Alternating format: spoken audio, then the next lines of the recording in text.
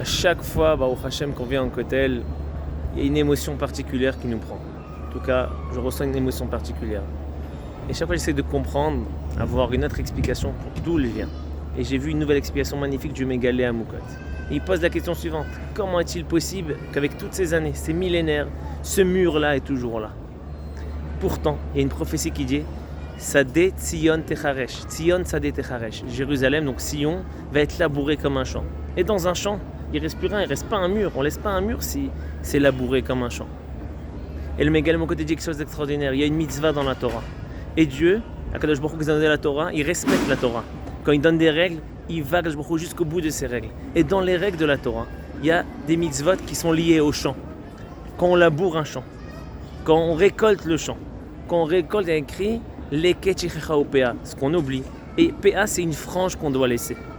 Nous dit le Mégalé Moukot, Akadosh Baruch Hu, il a laissé une frange. Comme Jérusalem a été labourée comme un champ, c'est devenu un champ et dans chaque champ on laisse une frange.